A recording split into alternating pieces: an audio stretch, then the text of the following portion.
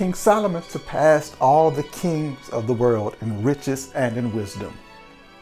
The whole world wanted an audience with Solomon to hear the wisdom that God had put in his heart. Every man would bring his annual tribute, items of silver and gold, clothing, weapons, spices, and horses and mules. The writer of 1 Kings goes on to say that Solomon made silver as common as rocks in Jerusalem. The NIV version of 1 Kings 11:1 says, King Solomon, however,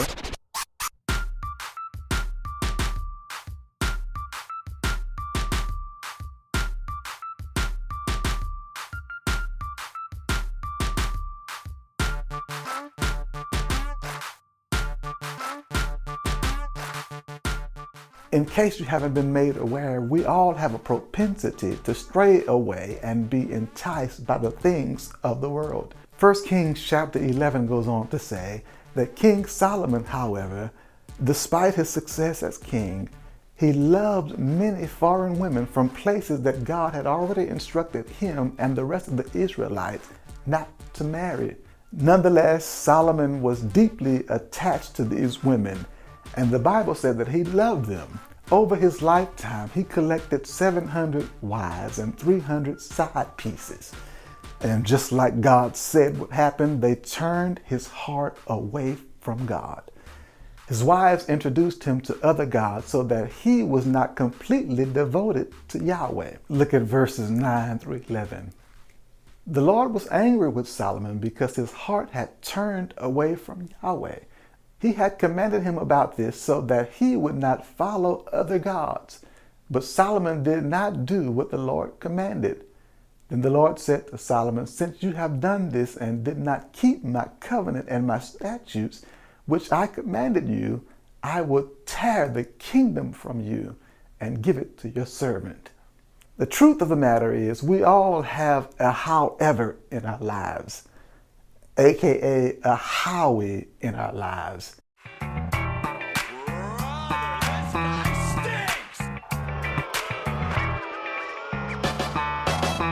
And while Howie may come in various shapes and sizes, his only job is to derail us from worshiping Yahweh. Adam and Eve gave birth to the first Howie in Genesis chapter 3.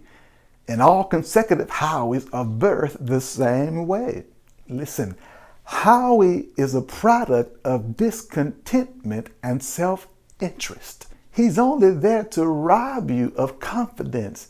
He's only there to restrict your freedom and to make you hide from God. He's only there to wreak havoc, not only in your life, but on your legacy. And the sad reality is that most people will only remember you for your Howie.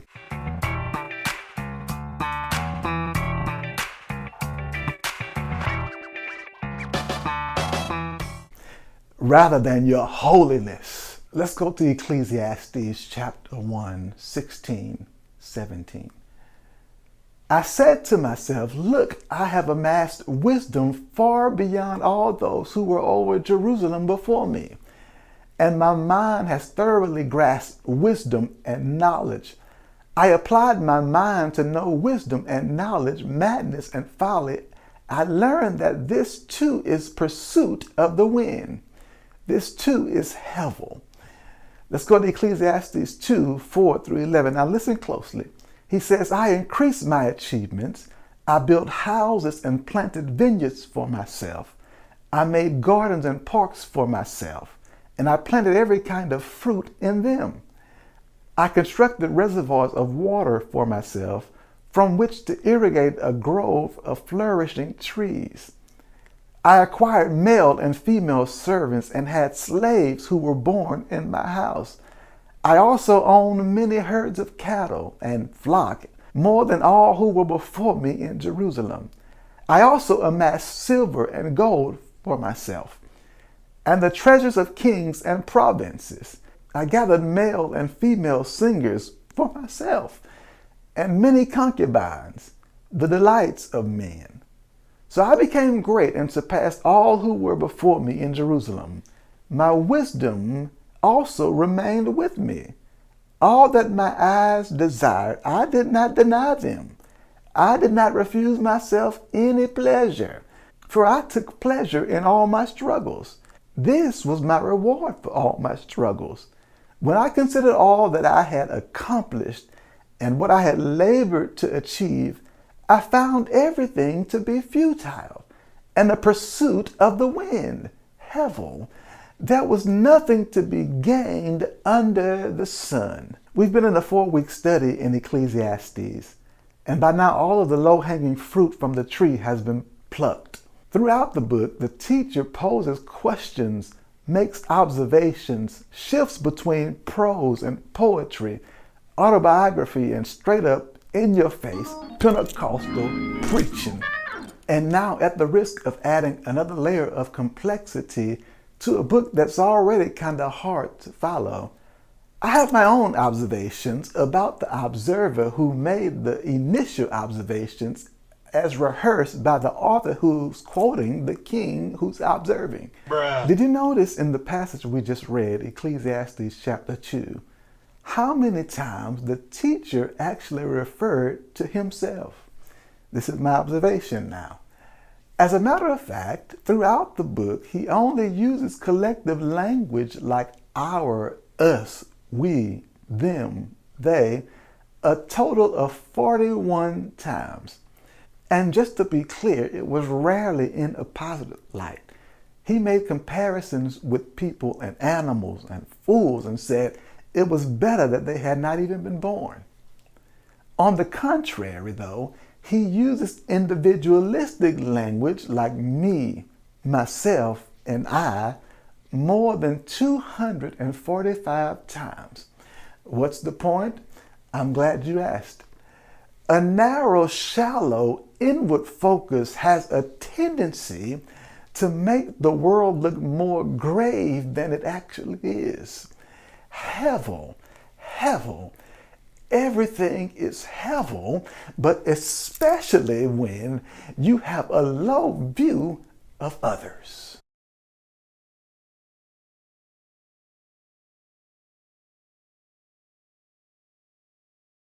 Similarly, there are times that we are guilty of making personal decisions that do significant harm to our society in an effort to satisfy our own personal desires.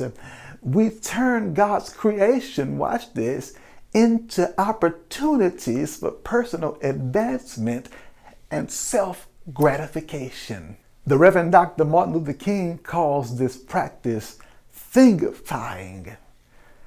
He says you can't thing-ify something without also depersonalizing it. In other words, when we use someone only as a means to an end, we're simultaneously suppressing the image of God that they bear and reducing them to a thing. Last week, the state of Texas experienced arguably the worst winter storm in Texas history.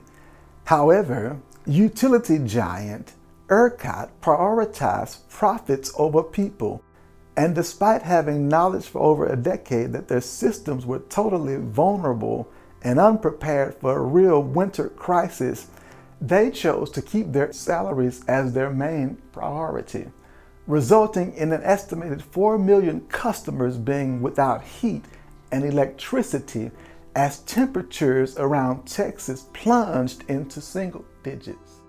While it could take months to get the final body count, according to the Associated Press at the time of this video, there were 80 deaths that occurred during the winter storm. Unfortunately, we can't always see how our selfish decisions and thing-ifying can have long-term consequences beyond ourselves. We don't see how our appetite for pornography only adds fuel to the child sex trafficking rings. We don't see how neglecting third graders funnels money to the industrial prison complex for the construction of more and more prisons. We don't see how embracing nationalism only undergirds the mistreatment of strangers increases hate crimes and police brutality.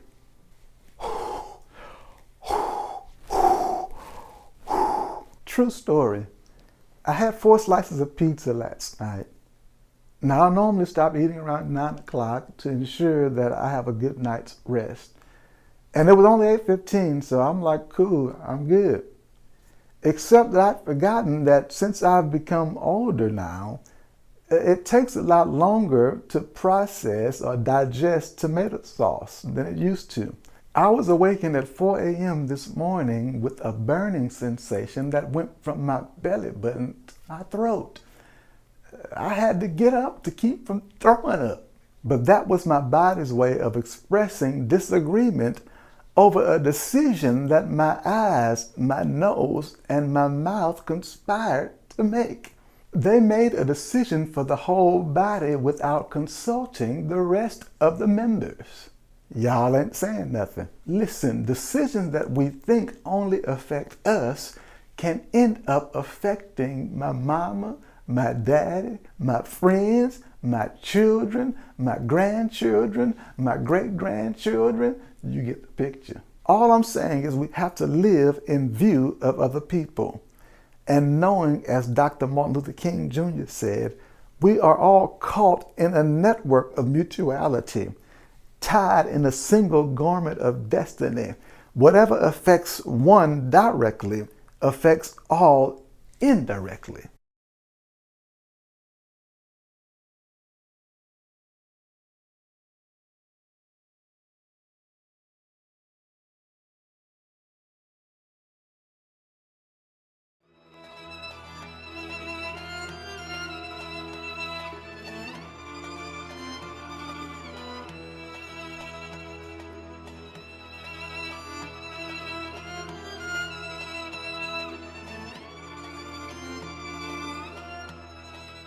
Whether or not the teacher in Ecclesiastes is King Solomon, I'll let people with a lot of time on their hands keep debating that. I got stuff to do. But whoever this person is, he identifies himself as a son of David and a king in Jerusalem.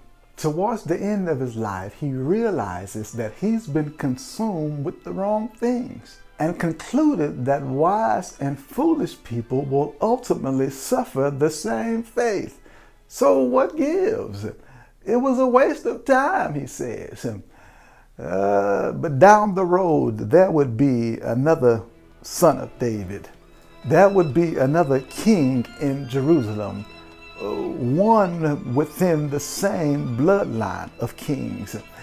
And he would make it so that wise and foolish people wouldn't have to suffer the same fate.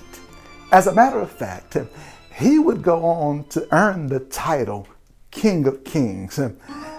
In case you don't know who I'm talking about the begotten Son of God. I'm talking about the one who suffered and died for you and me. I'm talking about the one who was dead for 3 days and God resurrected him. I'm talking about the one who went away to prepare a place for everyone who believes in him. I'm talking about the one who's coming back real soon to take us up out of here. I'm talking about Jesus.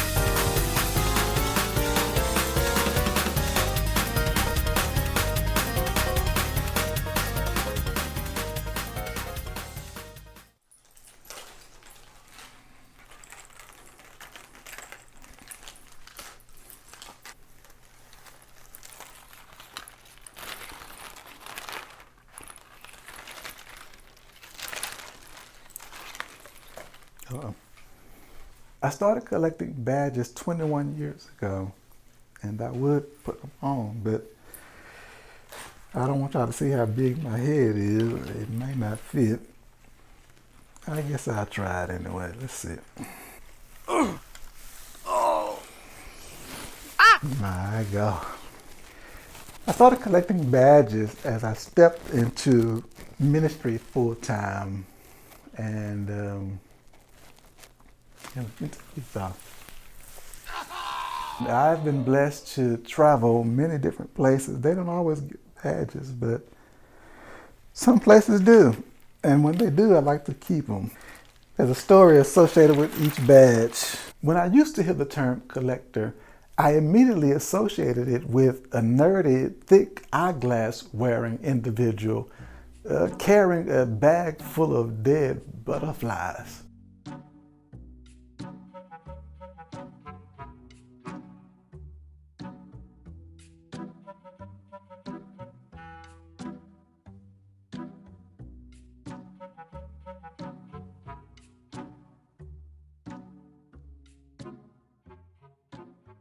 But as I've gotten older, I see that that's not always the case, hence myself. In fact, you can pretty much collect anything looking the way you're looking. Like all those plastic HEB bags you got in your pantry.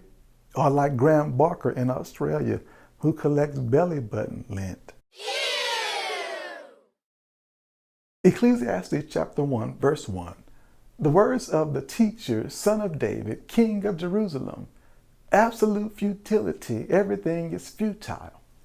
In English, it's translated as teacher or preacher.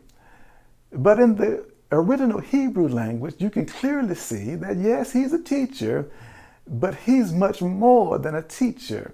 In Hebrews, it says he's a kohelet. A kohelet is a collector, and this particular collector happens to collect sentences and phrases and pieces of wisdom, and then he distributes them to a group of people. But in fact, that's not all he collects. He collected a plethora of experiences throughout his earthly sojourn, including sorrow, grief, pleasure, personal enjoyment, achievement, houses, vineyards, gardens, parks, fruit, reservoirs of water. He collected males and female servants, slaves, cattle, flocks, silver, gold, sopranos, altos, tenors, side pieces. Bruh. He said he lived it up and didn't deny himself any pleasure whatsoever. After all, he was the greatest kohelet king the world had ever seen. That is, until a greater kohelet and a greater king arrived on the scene. This particular kohelet came not to collect awards and degrees or accomplishments or accruements. He didn't come collecting wealth, wisdom, women, but he came collecting people for his Father. He collected people from the margins, and he collected those who have been thing-ified and those who have been tortured by Howie, those who have been criticized, those who have been disregarded, those who have been disappointed, those who have been thrown away. He came gathering orphans and widows, and he takes them as his collection and integrates them into a brand new family unit. And in the family that Jesus integrates us into, every member has a unique role and responsibility. And the result is we get to become more and more and more like the great King of Israel.